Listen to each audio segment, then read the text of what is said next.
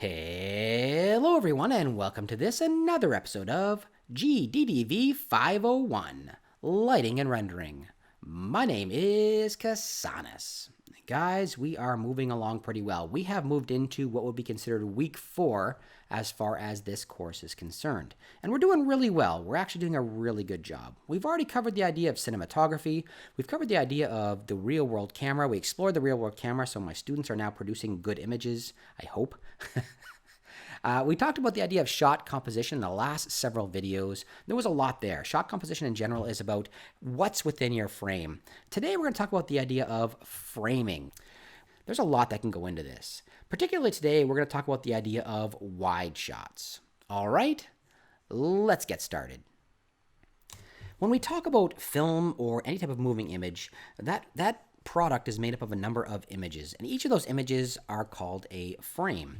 Frames are shown in sequence to actually create this moving image, and that sequence of frames is referred to as a shot. Every shot type is going to have, or every category of shot is going to have a particular use. We talked about the idea of our individual digital images. We talked before about our individual digital images having to be both functional and artistic. And this is really the functional portion that we're talking about here. When we choose a particular type of shot or category of shot, it's going to relay specific information to our player or our viewer. They are able to see different things depending on the type of shot that we are utilizing within our game or our film. So it's really, really important that we understand what it is that we're able to give our player by choosing a particular type of shot. And it's really also very important that we're not ignoring what we talked about previously. The contents of any individual shot is still based on the idea of compositional guidelines. It's still based on the idea of good composition. The information is going to be there, but the type of shot that you're going to choose is going to be how you relay that information to your player or your viewer. And again, we're going to see a number of different shots today. We are going to take a look at a number of different shots, so shot sequences. A shot sequence is a number of different shots that are put together in a sequence, same as a number of frames put together as a shot, a number of shots put together as a sequence. We're going to take a look at a number of shot sequences, and we'll discuss the individual shot types during that time as well. And again, like I said, it's about the functionality of individual shots, and the functionality comes down to several different ideas. Shot composition, so the actual contents of your shot, how you've framed those contents, and even the angle in which you're viewing that particular content from. All of that's going to play a very important role in the information that your player or viewer ends up getting. We are going to talk about the idea of the wide shot, the cowboy shot, the medium close shot, the close-up shot, and the extreme close-up shot. In fact, we're going to break this down even further. I've broken it down into categories. So wide shot is going to be its own category, and that's going to include a number of different shot types, a number of different wide shots, and it's going to include a number of uses that the wide shot can be used for. And we're going to cover that today. We're also going to cover medium as a medium category, and the medium category is going to include the cowboy shot, the medium shot, and the medium close shot. And lastly, in this particular portion of the series, we're going to cover the idea of close-ups, and we're going to cover the idea of close-up shot and the extreme close-up shot. We're going to cover all of those things. So today I'd like to start with the idea of the wide shot. So we're going to start off with the idea of the wide shot. We are going to break this up, and there's several different types of wide shots, and we're going to take a look at each of these today. The wide shot, the very wide shot, and the extremely wide shot. Each of those shots are getting progressively wider, showing off more and more information, or less information, depending on how you look at it, really. We're also going to take a look at the establishing shot and the master shot as good examples of the use of a wide shot. If you want a fantastic film that utilizes wide shots very effectively, The Martian. I think it came out in 2015. And we'll take a look at a trailer later on for that particular film. And obviously when I say that a film makes good use of wide shots, it doesn't consist solely of wide shots. Obviously there's several different types of shots that are also included within there, not just wide shots. But the wide shots within that particular film played a particular purpose, and that was demonstrating the isolation of the character. This character is lost on Mars, and the use of wide shots really shows the isolation that this character is in, right? Just like us right now with COVID. All right, guys, the wide shot. The wide shot can also be referred to as the full shot, the wide shot, or the long shot. So all of these can be used, and I'm giving you these other names just in case people are using names other than what I'm using here, in case you hear them when you're actually out there at work. And typically, the wide shot, the regular wide shot, will show an actor from head to toe. That's the point of this particular shot. We see the entire actor in context within the environment that they're in. We understand the immediate surroundings of the character. We get a lot of detail about the character's environment. Now, it's too far. The wide shot is too far for us to really make out any type of like emotion within the face of the character. But we are able to see body language, so the body language is still available to us. But like I said, we're too far. We can still deliver dialogue and what have you from this type of shot, but we're too far to really see emotion on the character's face, any type of facial expressions. If we see them, it'll be limited in how well we can see them. So this is an example of the wide shot. Here we can see that we can see the character from head to toe. We can see the very obvious surroundings of this particular character. We know right away the environment in which this character is in, right? The context is there for us. So it allows us that information. We can see the character, we can see where they are. And that's the information that it's really giving us at this point in time. The next shot is the very wide shot. And within the very wide shot, we are now starting to lose the visibility of the character. The character is very small within the frame. And again, The Martian used this very heavily, where the character is visible within the frame, but we've really lost almost all detail of that particular character. We do, however, have much more detail about the environment. So we still have a character within the environment, and so we understand where the character is, we understand the context of where the character is, but we no longer are able to really make out any details of the particular character. This particular shot is more about the environment. And I'm obviously exploring this type of shot and all the shots that I do when we're talking about that from a character point of view, right? That's how I'm exploring it from a character point of view. Let's take a look at a great example of the very wide shot. In this particular shot, we can easily make out the fact that our characters are on horses. We can easily make out the fact that our characters are wearing cowboy hats, so we can understand this type of detail about this particular shot. But this shot, these types of shot, a very wide shot, is not about the character anymore. It's about the environment surrounding the character. It's not about any type of we could still deliver dialogue, for example, in this type of shot, and we could still see large movements from the character, very, very precise, large, overdramatic movements. We'd be able to see that as well, but it's really about the environment that the character is in, right? It gives it, again, utilized through something like The Martian, it really gives a sense of the environment and the sense of isolation in that particular case. In this case here, we have characters who are traveling across an open plain. We can see that, and they're moving towards the mountains. We can see there's nothing else in the area at all. So it gives us a lot of information about the environment that the characters are in.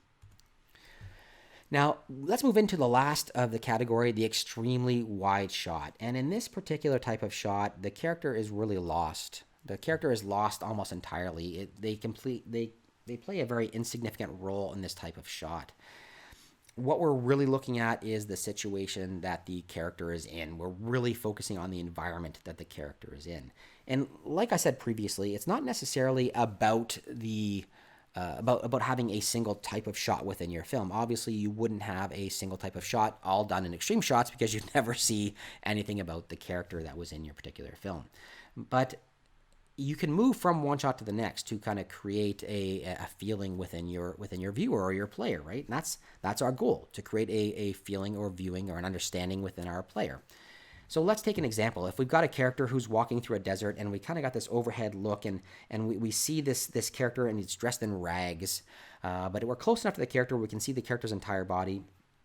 They're dressed in rags. They've got it's a male and he's got like this half grown beard and he's dirty. So right away we get some information from that particular shot. We understand that this character has been in his situation for a very long time, that they are maybe near death. If they're stumbling along, we can see them kind of stumbling and tripping through the sand. We can understand that maybe they're near death, that they're desperate for water. And if the camera moves up and away from the character and the character gets smaller and smaller within the frame, so we move from the idea of the wide shot into the extremely wide shot over a transition of some kind, whether it's just a camera transition or an actual cut, regardless of what we're doing, if we're going through a series of cuts and we pull back farther and farther from this particular character, and as we pull back farther and farther, we can see a long We can see a long trail where this character's dragged their feet. There's nothing in front of the character. There's nothing behind the character. And as we pull back farther and farther, and we see that it's just vast desert. We no longer can see the character at all, but all we can see is vast desert in any direction. This tells us something. Not only has this character been walking for a very long time, but they are really walking to their death, right? There is nothing, no hope in front of them. This what's supposed to create this feeling of the vastness of the desert, and it's supposed to create this feeling within the player or the viewer that there is no hope, right? This person is isolated and they are alone. I talked a lot about isolation in this particular type of shot, which is not the only thing it's used for, obviously. Obviously, isolation is on my mind. Okay, so why don't we take a look at the use of the wide shot? We'll take a look at the trailer from The Martian. Okay, guys, so this is the official trailer for The Martian by 20th Century Fox. It's a trailer, so we're going to see a lot of things that are cut together very quickly and not even in the same sequence that we'd see them within the film. But I'm going to use this trailer just to show off a lot of the stuff that I want to show you is actually in this trailer. So right away, we start off this trailer with what's an establishing shot, really. This is an establishing shot. We understand right away, and it's an extremely wide establishing shot. We understand right away where this sequence is taking place. We understand right away what's happening. We're obviously not on Earth, right? We're on Mars, this red planet, and we're gonna start with this extremely wide shot, establishing exactly where this entire sequence is taking place. As we move forward within this particular trailer, we're going to go back and forth between several different types of shots. We've got medium, close-ups, and everything else. But whenever we come into a shot like this where we've got ourselves a wide shot, it's really about the environment. So again, right away here, we've established the fact that we are on the red planet. We are on a planet covered in red sand. It's obviously Mars. There is nothing at all in the area. This is, again, another extremely wide shot. Let's keep going here. As we go forward here, there's a number of different shots here showing action. Again, an extremely wide shot. Our character is of almost no significance at all within this particular shot, this particular wide shot, extremely wide shot, excuse me. We can see that there is a man-made object on the planet, but there is nothing else here at all. And moving forward again, we're going to have a number of different shots. And again, they can be used for different things. This is a great one here. So again, we've got ourselves a wide shot, maybe just a very wide shot in this particular case. And we establish the character. The character is in this sand pile. We understand that the character has now been left behind. And it's supposed to show the destruction. Everything around it is destroyed, but the character is placed within context. There's nothing else here. This character is alone by themselves on this planet. What we're going to do, though, is we're going to punch in. And when we punch in, it's kind of important here. There's a hard cut. And when we do this hard cut, that we punch in, and now it's no longer about the environment, it's about the character. We understand the character is alive, right? So we've juxtaposed this wide shot with a close-up, and it's giving us both the environment that the character's in, the context of the character's in, and now we're getting the emotional side of things with this close-up. Let's go ahead here. And again, we're going to see a bunch of other shots. We can see there's a whole bunch of different extremely long shots, establishing exactly where things are occurring. But a lot of times these shots, these wide shots, are used to simply demonstrate the isolation of this character in this particular film, right? We'll take a look at one more and then we'll cut it off. Maybe two more. All right, so again, we're moving back and forth between these different types of shots, showing what the character is able to do. We move into a wide shot here, and again, just kind of demonstrating the fact that the character is doing something. It puts us into the environment that the character's in. We now see that the character is working towards something, and we still feel something for this character. We can see all the actions that he's taking, and we understand what's going on within this wide shot. As we move forward here, we've got shots like this, a ton of shots like this within the film where the character just kind of sitting by themselves on these rocks, overlooking the vastness of Mars, right, with nothing else in the area. So that's the use of the wide shot and the extremely wide shot. It's used very, very heavily in this particular film. So I'd like to get into some very practical uses of the wide shot. And today I'm going to talk about the idea of the establishing shot and the master shot. So the establishing shot. Basically, the establishing shot is introduced at the beginning of a shot sequence, and it gives us a lot of information about the remainder of that shot sequence. It really sets up things for our viewer. Our viewer immediately understands where they are. We see this in games, and we see this in films. It really introduces the player or the viewer to the location where everything is taking place. So we're going to talk about a couple of ideas today and what the establishing shot can do for us. It can give us the idea of the location where everything is taking place. It can give us the idea of the time of day where everything's taking place. And it can give us the idea of the relationship and concept about the entirety of the sequence or about the entirety of the film or the game itself, right? So let's take a look, first of all, at location. And by starting off an establishing shot with a view of a location, it really tells the viewer exactly where everything is taking place, right? The entirety of the rest of the sequence is taking place in the location that's being established. And we see this all the time in different films and in different games. You might start off in a game, let's say, with a cutscene, and we see the view of a broken down post-apocalyptic city to start off with a sign over top that says, "Welcome to Atom City," or whatever it says. And right away, our character knows they are entering into that particular location. That's what an establishing shot does. Establishing shot based on location. That's what an establishing shot based on location does. It introduces the location where the player or the rest of the shot sequence is going to take place. As a quick example, if we had a very extreme wide shot of the Eiffel Tower, and in front of the Eiffel Tower, we see a little cafe. I don't know if there's a cafe sitting in front of the Eiffel Tower, but there's a little cafe sitting in front of the Eiffel Tower. Immediately, our audience understands that they are in Paris. They are in Paris, and that they are going to be watching a sequence about the little cafe that's in front of the Eiffel Tower. I mean, alternatively, they could be in Las Vegas. But they're probably in Paris, and the entirety of the remainder of the sequence is taking place within the little cafe that's been established within that establishing shot. The next idea is time of day, and typically the time of day will include some type of exterior shot. It'll be a wide-angle shot that introduces not only the location but the time of day as well. And again, it's very important that people understand the time of day as far as mood or feeling within the particular shot is concerned. The time of day can mean different things, obviously, in different circumstances. So I got an example here as an establishing shot of a house. So if right away we start off an establishing shot of a house and it's nighttime, we see the moon over top of the house, it's obviously dark, and then we punch inside for the next part of the sequence, and there's a child who's in bed and the parent is reading to that child. We understand right away, and we accept the fact right away that it's nighttime. We accept the fact that the child and the parent are inside of the house that we've established in that initial establishing shot. And if the parent's sitting there reading to the child out of a book, we think that, okay, it's bedtime and this child is going to bed. Now that's one mood that we're going to set up. If we have exactly the same shot, the establishing shot at the beginning of the house, so we frame the house appropriately, and instead of being nighttime now, it is the middle of the day. And then we punch inside. Again, we understand that it is the middle of the day.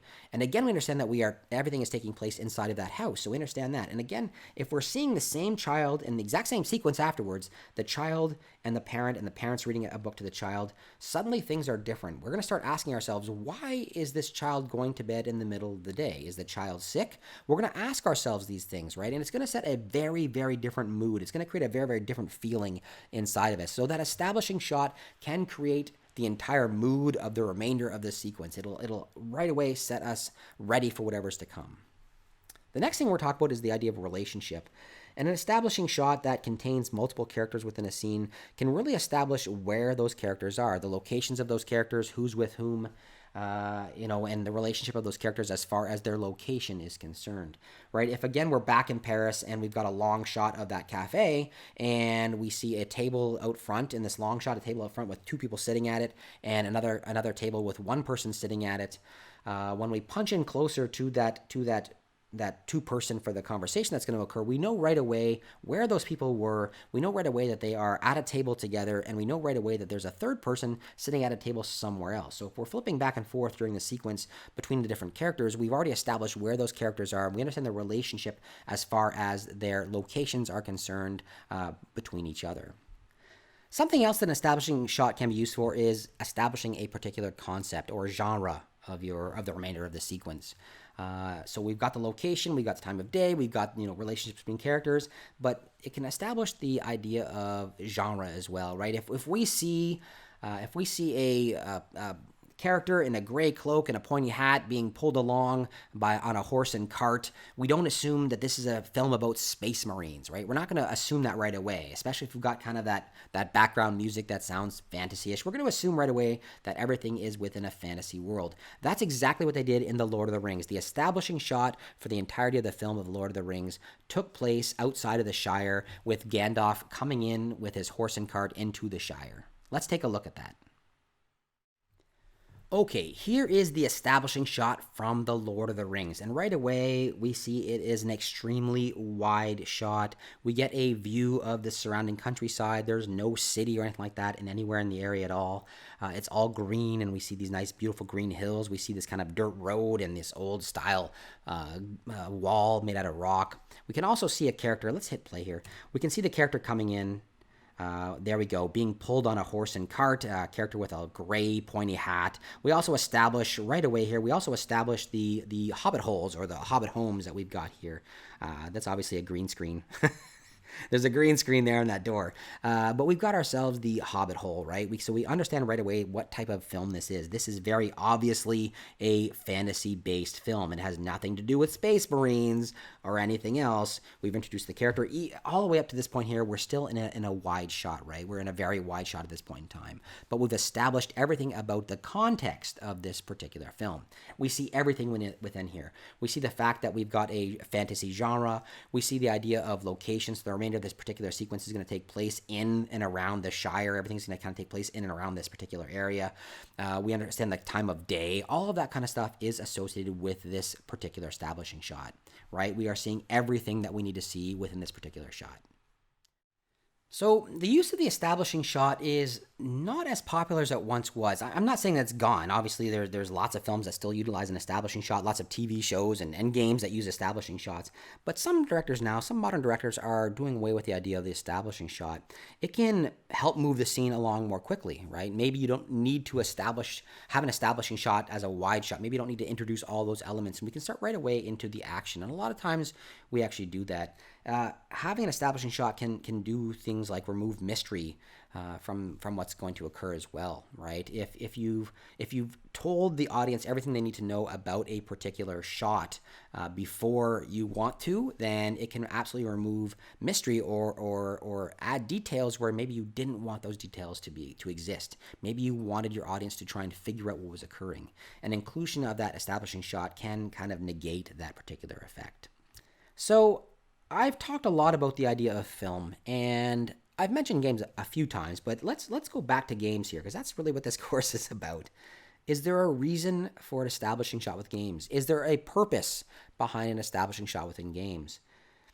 Do I have to have a cutscene in order to have, this establishing shot? These are all questions we should be asking ourselves, and what that actually might mean. And in fact, no, we don't actually have to have a cutscene, and establishing shots don't occur in all games, but they're a really, really good idea. Again, they serve the exact same purpose. They can tell us about the location, the time of day, the relationship of characters, the concept behind our game. All of that kind of thing can be included within our establishing shot. And yes, it absolutely can be included in some type of cutscene where we introduce a new location. But we can also utilize our game camera to create an establishing shot before a level begins. Right? By having that, as we load in that new level, by having that camera procedurally move from this establishing shot of some kind into the typical game view is going to tell our audience a lot of different things. It's going to tell our player a lot of different things. If we've got some type of mission that we're trying to accomplish, giving the player a bird's eye view of the level can help them understand the strategy that they might use behind that particular level. In fact, 3D games like 3D Mario games do this all the time. It starts off with an establishing shot and then moves into the typical game view so the character has an understanding of what they're going to be facing as they move forward in their level. We can also do the same thing with our camera mechanics, starting off with a high up level view so we can establish where the character is entering into. If they're entering into a new area of the world, maybe we want to make sure that the player understands exactly where they are, right? They have this overall view of the city or whatever it is, whatever part of the level they're moving into, they have this overall view of it, and then afterwards our camera can move back into whatever the typical game camera is. So let's take a look actually at some Mario games and how they've done it within Mario games. Okay, so this is Super Mario 3D World, and what we're going to see here is we're going to see these players enter into World 2 here, and then we're going to notice the establishing shot. Now, this is not my gameplay, guys. This is something that I found online, but let's just take a look at it here. So our players jump into World 2, and there's a little advertising for them. They've jumped into World 2, and look at right away here what we see. I just stopped the video here. What we see right away is we see this establishing shot. This is our establishing shot. We are not currently in the game cam.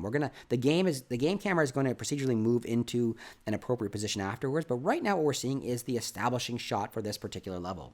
We can see the direction of the level. We can see the context of the level. We can see the things that are ahead of us. We can take note of additional things we should be considering, like where are the rewards that we might want, and where are the hazards that we might want. Now watch what happens. I'm going to hit play here again. Watch what happens as I hit play. The camera is then going to shift back into our typical game camera, right? We no longer have that same view of the world. But that initial establishing shot did a great job in letting our players know what was to come.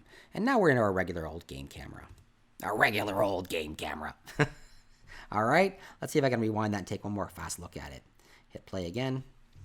And there we go. That's our establishing shot. And then our camera moves into the game camera as we begin play. So the last practical example of the wide shot I want to talk about today is the master shot. And basically the master shot is a shot that includes everything within the scene that we want to include within the entirety of the sequence. It can be often used as an establishing shot as well, because it does include everything that we want within that particular shot. It's responsible for something called camera coverage, and that basically means that the camera is used to capture the entirety of the shot, and then later on additional shots can be taken from different angles to capture different aspects of the scene, and then they're kind of all cut together to create a sequence, a shot sequence. But the master shot is the foundation of that particular idea, right? We've got the entire thing recorded, we've got the entire idea established, and then afterwards we can go in with additional shots that we've taken from different angles, and we can cut them into that particular shot to create a shot sequence of some kind. A great example of this is the master shot that was taken for American Beauty. I almost said American Pie. This is not American Pie. For American Beauty. And there's a lot of information about this particular shot online if you're interested in looking it up. I'm not going to go over it thoroughly right now. There's a lot of controversy right now around Kevin Spacey. And rather than get into anything like that, I just want to say that this is a good example of a master shot.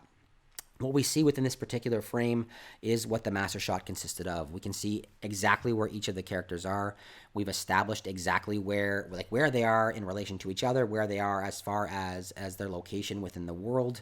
And we've established the time of day and everything else, right? We've established the setting in every way. It includes all three characters, and the entirety of this particular shot sequence could be filmed from this one particular shot, right? That's how they do. That's what they do with a master shot. The entirety of the sequence is first filmed with this master shot, and then everything is cut in later on to actually make that particular sequence. Like I said, I'm not going to go into it any further than that right now. The master shot, like I said, covers everything, so we've got everything established once. I've included a link to the YouTube video right here. If you are interested in seeing that particular video, then go ahead. I'm not going to go over it in this particular course right now, just because of all the controversy around Kevin Spacey.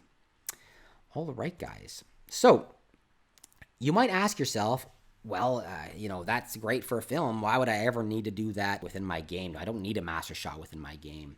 Cinemachine actually allows you to create a game camera that acts as a master shot. It really does. So there are several different options as far as Cinemachine is concerned. We can create camera cuts based on several different ideas.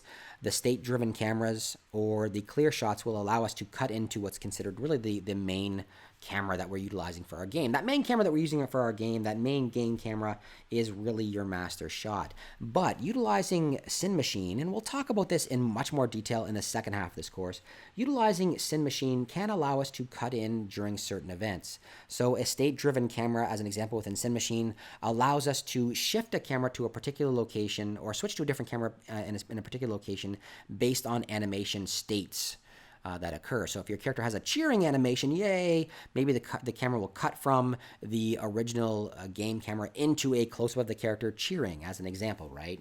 And that game camera that we have normally set up is really our master shot. Same thing with clear shots. The clear shot transition within Cinemachine allows us to switch between cameras based on the view we have of a character, right? We can set up our cameras in different locations, and if there is a better view from a particular camera, well, then a transition to that camera will occur. And all that's within Cinemachine, and we'll talk about that a little bit later on. Okay, awesome, guys. That really brings us to the end of this particular video. I hope you enjoyed it. We did discuss the idea of wide shots, several different categories of wide shots, or several different types of wide shots, and their practical use. I hope you guys enjoyed it. If you did, let me know down below with a thumbs up, and if you didn't, thumbs down is perfectly fine. I always love to hear from you. I love your comments, so keep them coming. All right, guys, thumbs up, thumbs down, comments down below, and if you haven't done so, please take a few seconds to subscribe. Have yourselves a wonderful day, everyone.